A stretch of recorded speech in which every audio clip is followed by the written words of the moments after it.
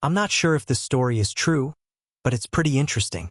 My wife wanted half of everything I owned in divorce after sleeping with her ex, so I left without a trace. I thought the day couldn't possibly get worse, but it did. The entire week at work was awful, and to top it off, my boss, the company president, called me into his office to reprimand me for a mistake made by someone else. When I got home, I found my sister-in-law's car blocking my driveway. I couldn't park in front of my house. The neighbor's teenage son and his friends had filled the street with parked cars, so I had to park 3 doors down. When I got inside, I wondered why I bothered. My relationship with my wife's sister, Susan, had always been strained. I couldn't understand why, but she seemed to dislike me immediately. Furthermore, I had little hope for it. I was looking forward to an intimate evening with my wife, Janice. Despite my persistent efforts, we hadn't been intimate in almost a month. When I arrived at my driveway, I noticed an empty garbage can by the curb. I dragged it around the side of the house through the side gate and placed it next to the back door. Entering the kitchen, I heard music in the chatter of my wife and her sister in the living room. I grabbed a beer from the refrigerator and took a sip before heading towards the living room. However, a sentence I overheard at the door froze me in my tracks. Overheard at the door made me stop in my tracks. My sister-in-law wasn't the one who said it, but my wife. Ever since Brandon came back last month, I just can't get enough of him. My wife told me she used to date Brandon, but he left her and moved away. My sister-in-law asked, "What are you going to do now?" My wife replied, "Brandon wants me to. I'm going to move in with him and get a lawyer to file for divorce. This is a community property state, so I'll get half of everything. I've heard more than enough already." I made my way to the back door and retraced my steps to my car. I opened the door and sank into the driver's seat. I suddenly realized why I had been denied any intimacy. My wife was sharing it with someone else, and now she wanted half of everything. The worst part was that the state was likely to grant it to her. Janice and I had tied the knot just 3 years ago. She quit her job right after our wedding and never lifted a finger around the house. I hired a maid 3 times a week for cleaning and laundry, and on those days she would cook dinner. The rest of the time I either cooked or ordered takeout. I know what you might be thinking, but love made me blind. She kept me happy by providing. We had great sex until about a month ago. My mother passed away when I was 13. It was a really tough time for my dad and me. He did his best to raise me right, and we became very close. Losing him to a drunk driver when I was 23 was a big blow. It happened just a year before I met Janice. I made a smart move and kept the money invested with a good broker. Janice tried to spend it, but I was able to keep it safe. I had a lot of savings, and I never touched the inheritance. Even in the current economy, I had enough to live comfortably. I didn't have to spend it. I made a mistake by not having a prenuptial agreement. Many people make this mistake, thinking their marriage will last forever. This meant she could potentially take almost $1.5 million from me. All for the privilege of spreading her legs. The state seemed to be on her side. She was too eager to support this legalized form of exploitation she had mentioned getting a lawyer to indicate she wasn't ready to serve me. I knew I had some time to act, so I formulated a plan. I sat in my car, keeping an eye on the rearview mirror, until I saw my sister-in-law's car pull out and drive away. I started the car, made a U-turn, and walked back to my driveway. When I got back to the house, Janice was nowhere to be seen, so I went to the kitchen for another beer. I popped the top and took a long step as I thought about what I should do next. "There you were, honey." Janice greeted me as I entered the kitchen. "I didn't hear you come in." "Hello, dear. I just got in. It's been a long day," I replied with a loving smile. I was determined to play the role as convincingly as she did. "I didn't have time to order anything for dinner," she said with a slight pout. "I wanted to say that's because you spent your day with your boyfriend sharing all the details with your sister." I said, "That's okay, sweetie. I'll just heat up some leftovers from last night." She gave me a sweet smile, kissed my cheek, and announced she was going to go up and soak in a hot bath. She was smiling and nodding, so I thought, yeah, I've got to wash all that away. When she left, I grabbed a plate of fried rice and ate it cold while downing 2 more beers. After tossing the empty container, I was invited to the den and sat down in a chair to watch some TV. I ended up watching an old movie when Janice came back about half an hour later. She sat on the couch until the movie ended and then stood up. She said she was tired and was going to bed. I told her I would watch the news and join her later. I hadn't really been paying attention to the movie. My mind was on planning my next move. I knew I couldn't do much until Monday, so I stuck it out. Over the next few days, I worked in the yard on Saturday and played golf with friends on Sunday. On Monday, I called my broker to handle my inheritance portfolio and had everything liquidated. Being in upper management allowed me to cash in my 401k quickly, despite the penalty. By Thursday, I was ready to make my move. I returned home to my supposedly loving wife and informed her of an emergency situation.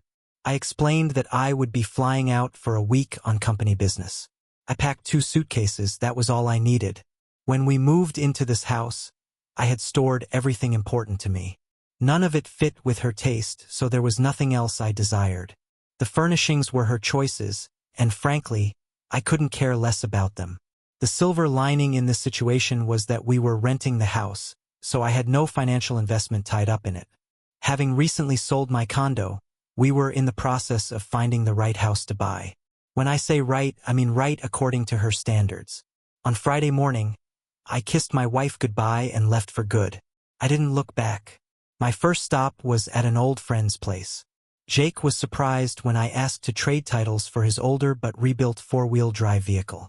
I told him about my situation, and an hour later, I was headed west, and I doubted anyone would connect me to this vehicle. Jake promised to keep the car I traded him hidden in the garage for a while. For the next 4 days, I paid for everything in cash. I had canceled all our credit cards to avoid leaving a paper trail. The majority of my money was now safely tucked away in an offshore account. Thanks to my broker, I had a system in place with him to arrange fund transfers when needed. I had enough cash hidden in the SUV. The nights alone in motels were rough. I'd been too busy with my plan to think about what had happened to me personally. I loved Janice. I wouldn't have married her if I hadn't. I played out various what-if scenarios in my mind. But I realized there wasn't much I could have done differently. Even if I'd known her old boyfriend had returned, I doubted I could have kept them. I came to 2 conclusions. She probably never truly loved me, and it was my own fault for being foolish enough to marry her on the 5th day away from home. I found myself sitting in a mom-and-pop diner in a small town in Montana. I thought about what my supposedly loving wife was up to, as by now she must have discovered that all her credit cards were canceled and our bank account held no money. My thoughts were interrupted by an older couple at the next table, whose quiet conversation I overheard. I couldn't help but overhear the man, who seemed to be in his late 50s, telling his red-haired wife about his wish for an extra hand on their farm. Unfortunately, they couldn't afford to hire anyone until their current calves were ready for the market. Even then, finding someone willing to work for what they could pay proved to be a challenge. Finishing the last bite of my meal, I stood up and approached their table, apologizing for eavesdropping. The older man looked me over, taking in my appearance. "I don't see how you could do that if you heard what we were talking about. I can't pay you anything. What if I just need a place to stay in exchange for my labor?" His eyes narrowed. "Colleen, excuse us for a moment while I speak to this young man outside," he said to his wife. He stood up and waited for me to follow him. In a parking lot, he turned to face me. I figured he was about my height, around 6 feet, with broad shoulders and not an ounce of fat. His once dark hair was mostly gray, and his face showed the rugged lines of years spent working outdoors. "Who the hell are you? Are you part of that Wilson ranch?" he asked, with a hint of suspicion. "Hold on, mister. I don't know anything about any Wilson ranch. I was in Texas 4 days ago and just got here this morning. I thought we could maybe help each other out. If what you say is true, why would you want to help us? I can't afford to pay you. What's in it for you? If you're on the run from the law, we don't need that kind of trouble." I said I'm probably on the run, but not like you may think. I proceeded to share my story. I told him my story about my unfaithful wife wanting to take me to the cleaners and how I could use a place to stay for a while. I said I hadn't robbed or killed anybody. I was just trying to keep what was rightfully mine. If he had a place I could stay, I'd repay him with my labor. I'd pay my own way, and if he didn't think I was any help, he should tell me, and I'd be on my way with no hard feelings. He studied my face and said, "If what you're telling me is the truth, I think I'd be a fool not to at least give you a shot. I have to tell you, though, that UPF is trying to get me to sell my land to them. They haven't done anything underhanded yet, but I wouldn't put it past them. You might be biting off more than you can chew." I informed him that it was a risk. I was willing to take the risk. He then asked about my ranching experience. I told him I'd spent a few summers on my uncle's place in Texas, but I wasn't a cowboy. He shook my hand and we agreed. He suggested I call him Bill, and I introduced myself. We walked back into the diner where Kalina waited. He called out to her, "Colleen, this is Carson. He's going to be working for us. He can handle it." She stood and extended her hand. I shook it, and she greeted me warmly. "It's very nice to meet you, Carson." Her voice held a clear tone with perhaps a hint of an Irish accent like her husband. She was trim and fit. "It's nice to meet you too, Ma," she responded. "The last name is Buckman, but you just call me Ken. I don't really have much use for formality in this part of the country." I instantly liked him. Bill suggested we head back to the ranch before leaving town. He pulled up to a general store, and we both got out of our vehicle. He said, "I might want to pick up some clothes suitable for ranch work." He went into the store and was greeted warmly by the owner, who was clearly a regular customer. He got a coat and a pair of Western-style riding boots for a week. That would be sufficient for the time being. From the general store, it was about a 20-minute drive to the main gate. The name Rockingbee Ranch was on the sign out front. Another mile of a private road led to the main house, which was perched on a rise. Their two-story house looked well-maintained and freshly painted. Behind it, a barn and several outbuildings came into view. The pickup they drove was partly loaded with sacks of groceries, indicating their weekly trip into town for supplies. I pulled up behind them, filled my arms with bags, and followed the Buckmans into the house. The kitchen was a bit of a trek, so we did it in 2 trips. Bill told me to drive around back, where he showed me a small cabin for me to stay in. As I pulled around, I saw him standing in front of the cabin. When I got out, he pointed to the cabin and mentioned that Sam used a similar one a few yards away. He said Sam was out making the rounds, and I would meet him later. After unloading my bags, Bill waited while I settled into the cabin. It had a single large room. The cabin had a bed along one wall, a table with 2 chairs, a potbelly stove in one corner, and a bathroom with a single stone shower. It wasn't luxurious, but it was clean and served as a suitable place to stay for now, at least. Hopefully, I could avoid being found by Janice when I returned. Outside, he was sitting in his pickup and told me to hop in. He took me on a tour of the ranch, which covered almost 6,000 acres of grazing land. A couple hundred acres are set aside for growing winter feed. The back section of the ranch is hilly and covered in forest, leading to mountains with a stream flowing through the property. It's only accessible on horseback. He said he used to have 3 full-time hands, but Sam was the only one left after tough times. Sam has been working on the ranch for nearly 30 years. During roundups for selecting stock to take to market, they hired extra help. He dropped me off at the little cabin around O, and I saw you had a laptop. I've got a satellite connection with a router so you can access the internet wirelessly. Supper is in the main house, and we normally eat at 6 o'clock. He mentioned that before driving away in less than 30 minutes. I had settled in, so I was able to boot up my computer. I quickly checked for emails and saw one from Jake. He said that Janice had reported I was missing to the police, who were looking into my disappearance. It made me think. Jake was the only one I'd told about leaving. Even he didn't know where I was going. I'd emailed my resignation to my former employer, but hadn't told them in person that I was leaving. Just before 6 o'clock, I walked over to the main house and knocked on the door. Bill called for me to come in, and as I stepped inside, I saw Colleen preparing food while Bill stood to the side talking to a man I assumed was Sam. Bill motioned me over. Sam, this is Carson. I mentioned him as a potential hire, but we'll see how he feels about it tomorrow after a day's work. He was African American. I shook his hand, feeling the strength in his grip. Let's hope you like it here, he said. I could use the help. He was 28, about half my age, so he considered me young. I'll give it my best shot, I replied. Just then, Colleen called us to sit down because supper was ready. Bill and his wife sat at opposite ends of the table, leaving Sam and me to sit between them across from each other. On the table were a large platter of pork chops, a big bowl of mashed potatoes, another with fresh green beans, and a plate stacked with obviously homemade biscuits. We don't eat fancy here, Carson, but there's plenty and it's filling, Colleen said. It looks great, I replied as we ate. I asked Bill if he had been here all his life. Yup, he said. My grandfather started this ranch and passed it on to my father. Now it belongs to me. And Colleen, when I was younger, I wasn't so sure she was going to be part of it. I had to fight off every man to get her. He looked at his wife, and I could see the depth of his love for her in his eyes. She responded, Bill, you know you're the only man I ever had eyes for. I just had to make sure that you wanted me enough. Bill followed my wife.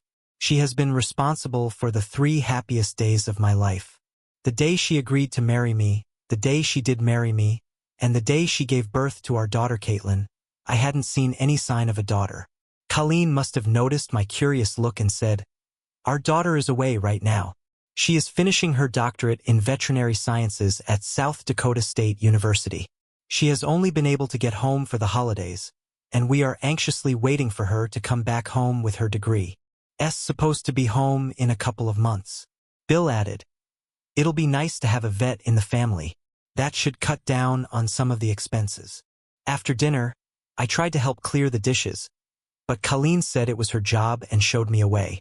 Bill said breakfast was at 5:30, and work would start at 6 o'clock. As Sam and I were leaving, I noticed a copy of today's New York Times on the counter. I figured Bill picked it up in town. I asked if I could borrow the front page, and he said sure. Once outside, I asked him to step into my cabin for a moment. Inside, I showed him how to use my digital camera. I had him take a close-up of me holding up the front page of the newspaper. He seemed curious but didn't ask. He did ask about an alarm clock, and I told him I had one. He said he'd see me. In the morning, I left and downloaded the picture to my computer.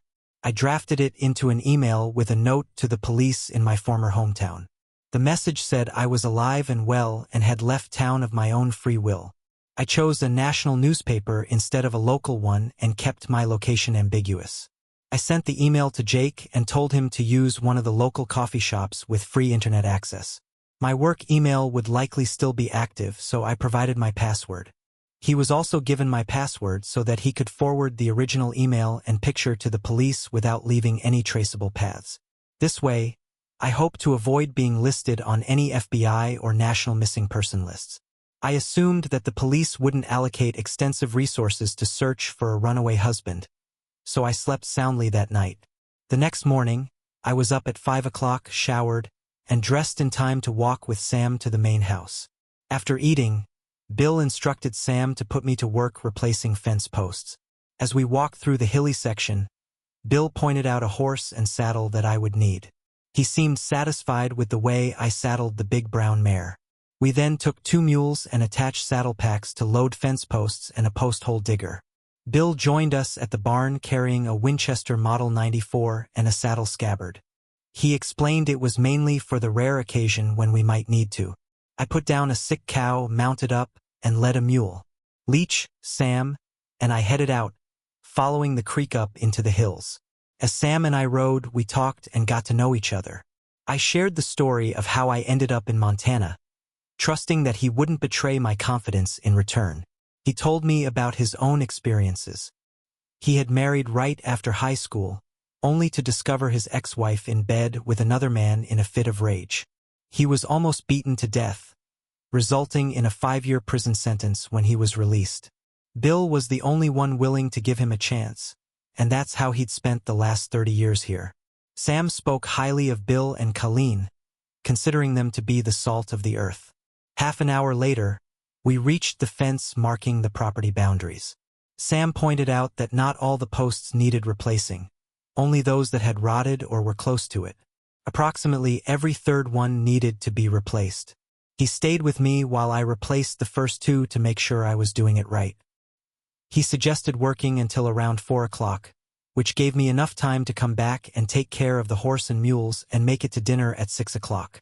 His last piece of advice was to follow the stream back down so I wouldn't get lost. He left and I was alone with my work. I replaced the old posts with new ones at noon, took a break, and got some pork chop sandwiches. I finished my sandwiches and went back to work. My watch's alarm beeped at 4 o'clock in the afternoon. I noticed that I had set almost all of the posts that the mules had carried up, but I still had a couple left to do. I followed the fence line until I found the stream and started descending.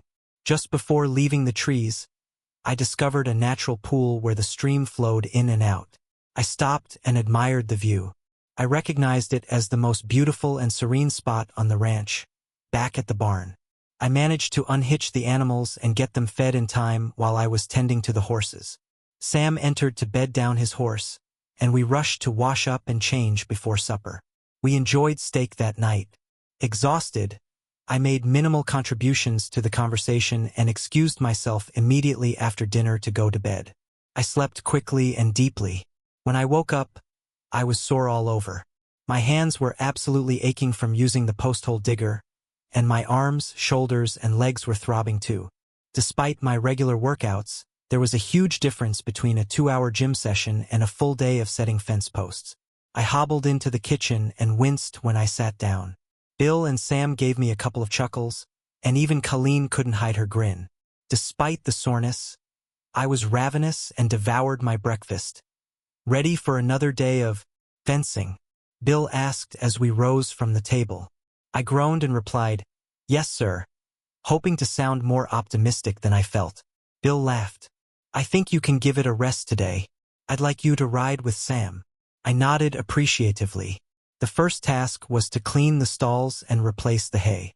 After putting the horses and mules in the pasture and filling their feeders, we loaded up in the pickup and began our ranch inspection. Our primary goal was to ensure no cows were. Sam knew the ranch like the back of his hand. He could spot the cows a mile away and tell how many there were. After 30 years, it was second nature to him. As we reached the far end of the ranch, Sam stopped the truck and looked around. Something on one of the hills caught his attention, so he handed me his binoculars and pointed to a specific spot. After a minute, I found 2 cows that seemed to be alone. I asked where their mothers were.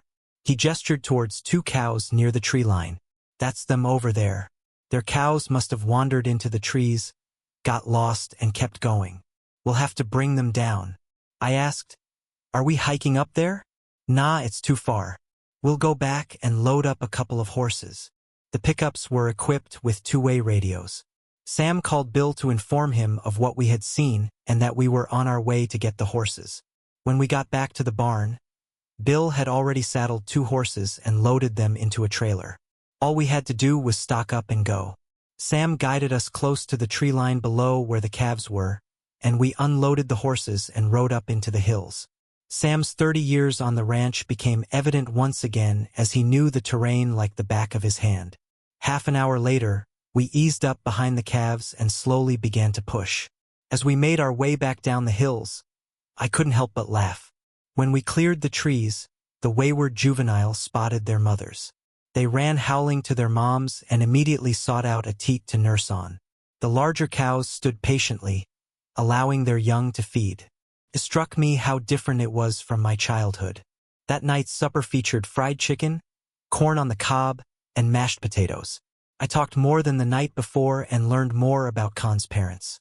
She immigrated to the United States from Ireland when she was 5 years old.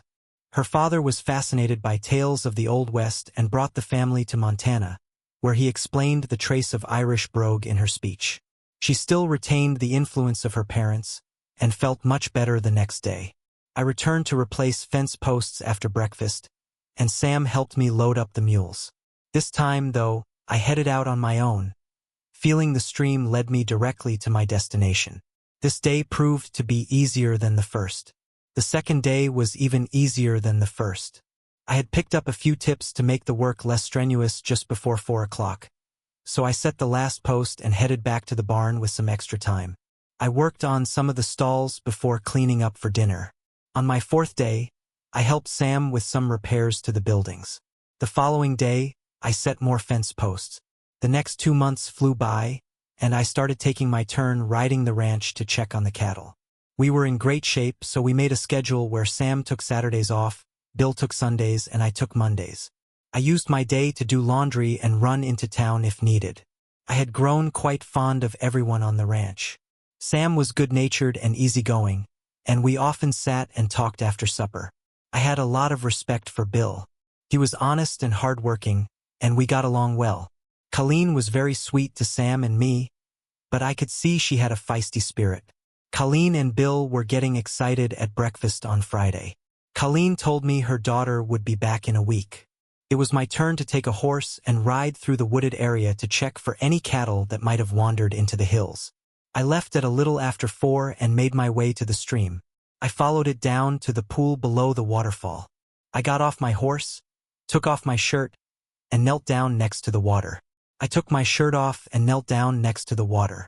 I dipped my bandana into the cool water and started washing the sweat and dust off my face and neck. I noticed a horse and rider coming towards me.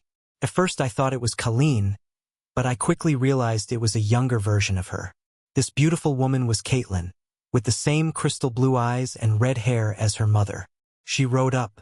She stopped a few feet from me as I stood up and faced her. She asked in a cold tone, "Who are you and what are you doing on this property?" I said, "The name's Carson, and I work here." She said, "I don't believe you." I was getting a little aggravated at her unfriendly tone. I said, "Yeah, I heard that too. I guess that's why." Every payday, she looked at me, rode her horse around, and kicked it. I laughed to myself, put my shirt back on, got back on my horse and kept going towards the barn. Later, I found out there had been a misunderstanding between Caitlin and her parents. They thought she was coming home the next week, but she had actually arrived a couple of hours after I had left. She spent the morning and early afternoon with her parents were waiting for her until she said she wanted to go for a ride. She hadn't had time for it at school, but she loved it. So she got her horse and rode to her favorite spot, the waterfall and pool of water. I guess after 2 months I was old news. Bill and Colin had forgotten to mention me. Just as I got back to the barn, I saw the redhead go inside. I got off my horse and left it there. I'd been looking for her father and finally found him in the barn. I could clearly hear her loud voice as she asked who that man was who was up at the waterfall. Bill thought for a minute and said, "That must have been Carson." She added, "He said he works here. But the last time I was here, you told me you couldn't afford to pay another hand." Bill followed up, "Well, he's right. He does work here. As for what he gets paid, I don't think that's any of my business." "That's none of your business, young lady. He said you pay him so much that he laughs all the way to the bank." By that point, I'd walked into the barn. She had her back to me and didn't see me, but Bill did. He gave me a grin and said, "Is that true, Carson? If you think you're overpaid, I can rectify that." She spun around and locked me in her lair. I pulled my hat off with one hand and scratched the back of my head with the other and said, "Well, I would hate to take advantage of you, Bill. Just how much are you thinking of cutting my wages?" Bill and I both cracked up laughing. She just continued to glare at both of us, failing to see the humor. "Sweetheart, just so you get that, be out of your bonnet. Carson gets to stay in the cabin next to Sam's." Bill said. She responded, "And what else?" Bill answered that, "And he gets to eat your mother." Caitlin kept at me about the great cooking, so you're saying you aren't paying him? Why would he work for nothing? Bill said he has his reasons, and it's not my place to tell you. I then brought in workers so I could taste your mother's cooking. It's worth a lot, and I don't think she'd like to hear you say it's nothing. She reminds me so much of her mother when she was young. I didn't think I would ever take Colleen at supper that night. We were joined by Caitlin, who sat next to Sam on the opposite side of the table. She gave me another sharp look when I entered the kitchen. I waited until everyone had filled their plates before speaking. I said in a pleasant voice, Your mother tells me that you have finished your doctorate in veterinary medicine. Her one-word answer, given without looking up, was, yeah. I continued. Sam says that there is only one other vet in the area, and he's over 30 miles away. You're going to be a great addition to the team here. She glanced up at my compliment, and I thought I saw her eyes soften a bit. Yes, that would be Dr. Harrison. He has a lot of clients and is often needed in more than one place at the same time. She then added, I agree with you, Carson. Our Caitlin. She'll be able to provide great service during the rest of the meal. Caitlin talked with her parents and Sam, who had been on the ranch since before she was born. She didn't address me directly, and I mostly kept quiet. This was her homecoming, and I knew her parents and Sam wanted to hear what had been happening in her life while she was away. As soon as I finished eating, I excused myself to turn in. I returned to my cabin and checked my email. Jake had sent me a message. He'd spoken to a friend of his who works in the police force. He'd asked if they still thought I was a missing person. His friend said they'd dropped the case after they'd seen the photo I'd sent them. Janice Brandon had apparently left him as soon as she'd found out I'd disappeared with the money. It didn't look like Janice was going to get her hands on any of it soon. Of course, she couldn't. She couldn't afford the rent on the house we'd been living in, so she was now living in a city apartment and working as a waitress. She didn't have the money to hire a lawyer to pursue me. I thought it ironic that she had apparently only married me for my money and her boyfriend had only wanted her for the same thing. My money. I was still working on replacing fence posts. I now only did so every third or fourth day. I had moved out of the hill and was down where I could drive the pickup to. At my old job, it was easier to load the posts in the back of the truck rather than on the mules.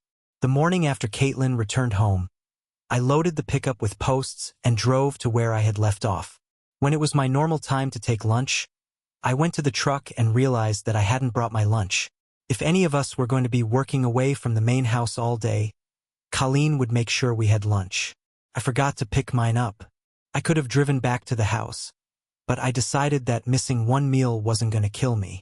About a half hour later, I had just set a pole and was attaching the wire when I heard a vehicle approaching. I looked back and saw it was one of the ranch trucks. The truck came to a stop just as I finished with that post. I turned around and was surprised to see Caitlin get out. She had a small sack in her hand like the ones Colleen put our lunches in the fridge. Mama said, "You forgot your lunch." She shoved the bag towards me. I reached out and took it from her. "Thank you, Caitlin. That was very kind of you." I was just sitting there, staring at her.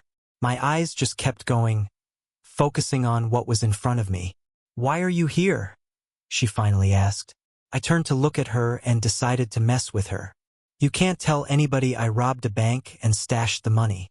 I'm hiding out here until the heat is off and I can retrieve the cash," I said. Her eyes grew wide, and she glared at me. "You're a real clown," she huffed and turned to leave.